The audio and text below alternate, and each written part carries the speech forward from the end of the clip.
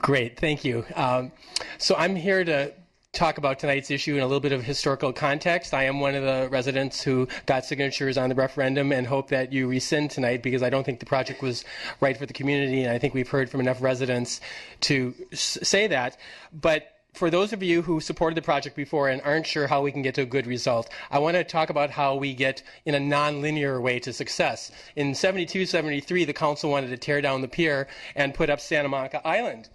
And residents organized against that and came out, as we see here at in our city hall, and just like tonight, we're out there organizing, spoke to the council, and eventually the council made the mistake. Well, they decided not to do the island, but then they said they wanted to pull down the pier. Eventually, the residents went nuts, got them to rescind that vote, and at the next election, those council members who had backed Santa Monica Island and tearing down the pier were thrown out of office.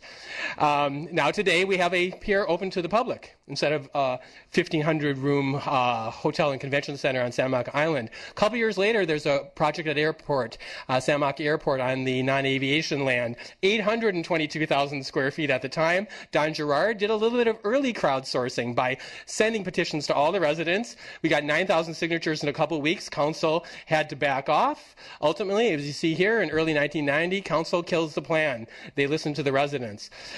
At the same time, so now what does it lead to?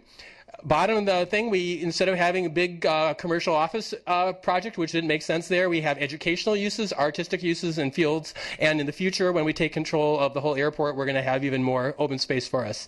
Now, at the same time, we were freaked out about the council. They wanted to go ahead and put a luxury hotel at our beach club, and scared of the residents, they ended up saying, okay, we're going to put it on the ballot at least. Residents say, no, we don't want to turn that into a private beach club as well. This was a little bit of the thinking from the campaign back there. Save Our Beach, Prop S ended up passing. Okay, same thing. Now today we get historic buildings for ourselves, and we have a space that, again, the public rank and file people can use. And at the same time, as we were okay, so then we move ahead from there to 1993. Civic Center specific plan. Look at that bottom left-hand corner, okay?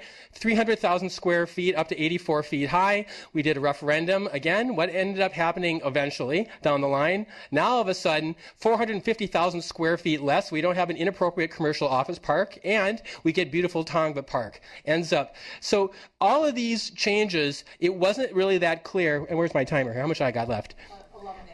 1 minute. For those of you who thought this project was a good idea and you're not sure how we're going to get to something new if you rescind, I just want to say here that when the community ends up speaking and says no to something bad, it's not always been a clear path to getting something great, but there's something about that energy when people get up and say what they want that leads in a nonlinear way to something you couldn't have even predicted. And I think that same thing is going to happen after you rescind this. It may take a few years. We may not get something great there for a while, but eventually it's going to work out better. And just like we didn't regret not having this ridiculous island, I think we're not going to regret your decision, hopefully tonight, to rescind. Thank you. Thank you, Mr. Feinstein.